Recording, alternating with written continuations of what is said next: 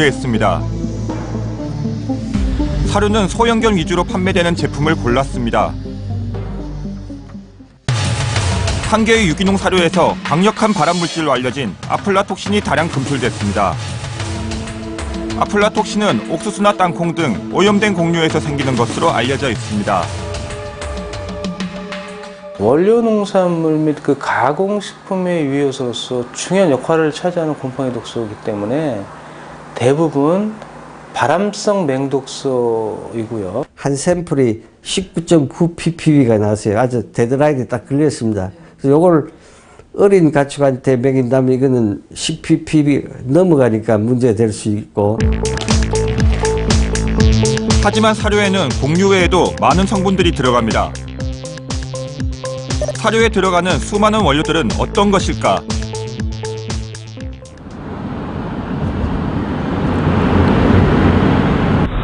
한 사료 공장을 찾았습니다.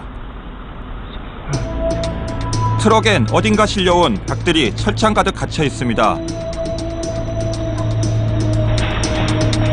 얼핏 봐도 건강해 보이지는 않습니다. 축 처진 목을 창 사이로 팬 채 죽어가는 닭도 있습니다. 이런 닭들이 옮겨진 집화장, 사료 원료로 쓰기 위해 분쇄 과정을 거친다고 합니다. 병 들어간 경우고 다 키워서니까 이상 있는 놈은 다 이겨와요.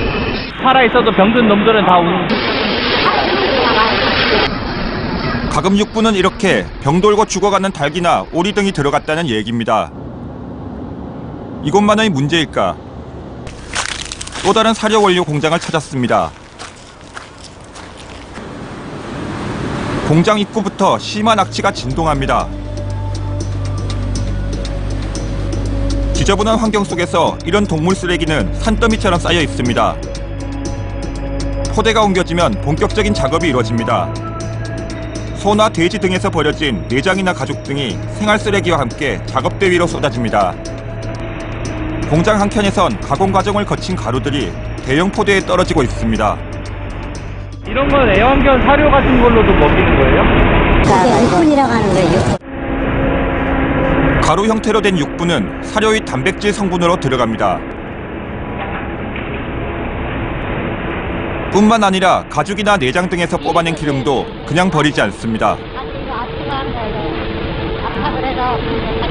사료의 지방 성분으로 쓸 수 있기 때문입니다. 저거 저대로 먹이면 안 돼요. 저대로 먹으면 걔들 다 맞출 거야.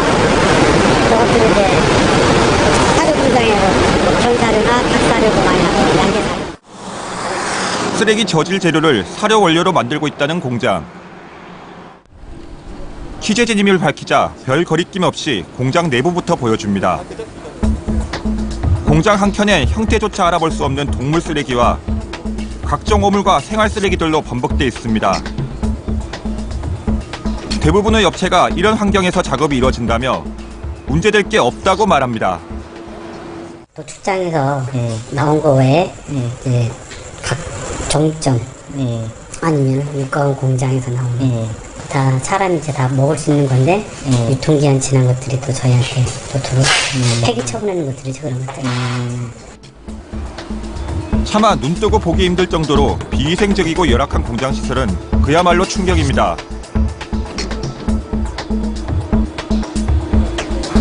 육분을 만들고 있는 대용통엔 다른 이물질들이 한눈에 보입니다. 애초에 생활 쓰레기들이 분리되지 않은 채로 버려져 작업에 어려움이 많다는 설명입니다. 사람을 많이 투입을 해서 그걸 다 최대한 곤란하게끔 노력을 하는 거죠. 그럼 그러다가 들어갈 수도 있는 건가요? 들어갈 수도 있죠. 이게 뭐 완벽하게 그런 어떻게 할 수가 없어요. 이렇게 저질의 재료로 만들어진 원료가 반려동물의 사료에 들어가고 있는 걸까? 잠복 끝에 이 공장에서 제조한 기름을 싣고 빠져나가는 차량을 쫓아갔습니다. 차량이 사라진 곳은 한 유명 식품회사의 공장 앞. 취재진은 저질 재료로 만든 기름이 사료 원료로 납품되고 있다는 사실을 확인했습니다. 해당 회사에 공식 취재를 요청했습니다. 원료의 품질 관리를 한다며 안전함을 강조했지만 납품업체의 위생 상태에 대해서는 답이 없었습니다. 후각이 발달한 동물은 단백질과 지방 성분을 좋아합니다. 때문에 사료 회사들은 이런 성분들을 경쟁적으로 높이며 질 낮은 재료를 만들고 있습니다.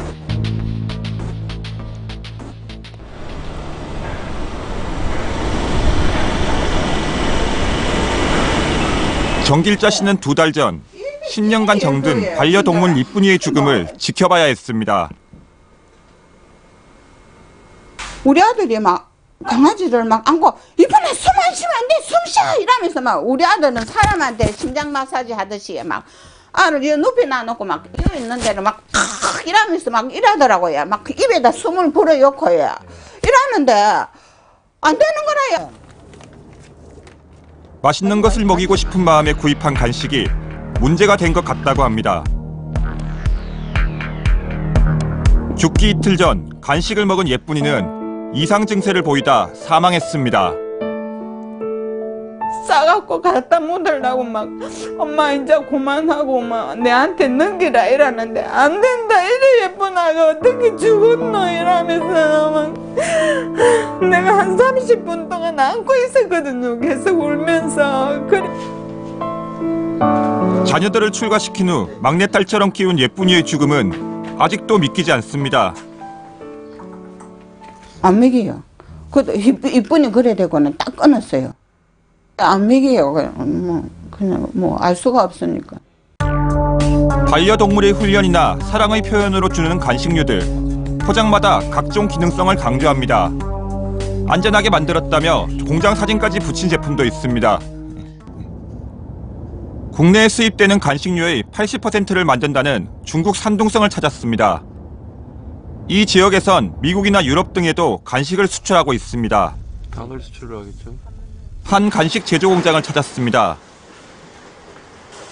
취재진이 확인한 결과 대부분의 업체들은 2007년 멜라민 파동으로 인한 대량 사료 리콜 사태로 폭풍을 맞았던 터라 재료 선정에서부터 수출 검역까지 당국의 철저한 관리를 받고 있다고 합니다.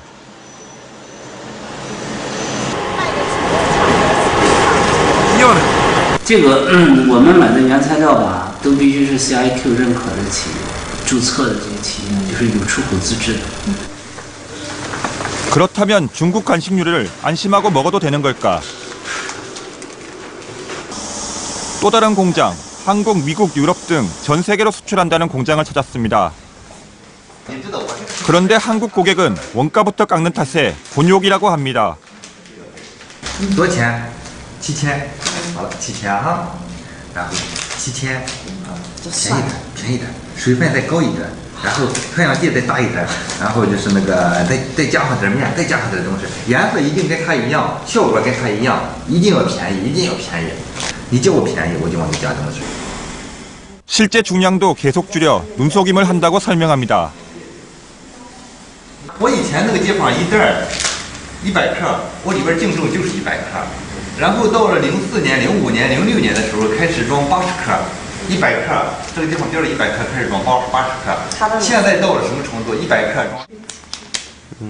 실제로 국내에서 유통되는 똑같은 제품입니다. 다양한 기능성을 앞세우는 문구는 사실인지 물었습니다. 我呢就是加东西就是了，什么功能的啥是什么能化乳团菌的啦，能化那个这是加上一种香料，什么减肥的，那你加上这东西，你要去加什么的你加什么。是吗？那实际上没有那些吗？实际上有没有那些功能？那么我们也都不知道有没有那个功能。 원가를 줄이고 소비자를 현혹하기 위한 상술은 갈수록 교묘해지고 있습니다. 유해 요소를 집중 관리했다는 햇선 마크. 위조 시 처벌을 받는 햇선 마크를 장당 몇 원만 주면 가짜로 찍을 수 있다고 말합니다. 我们给他贴的，这个不敢交贴，要是你们拿钱，我们给你们订好了，我们给你们来贴上的。是吗？那就等于是这个没有认证哈。 你们在韩国都要弄新的通，那就行了。 이뿐이 아닙니다. 이곳에서 권장하는 유통기한은 8개월이지만 고객이 원한다면 유통기한은 얼마든지 조율이 가능합니다. 一生产出来，你们要求根据你们要求从什么时候开始？就打上大码就直接打上，多能生产的，保质期多长时间？那等于是。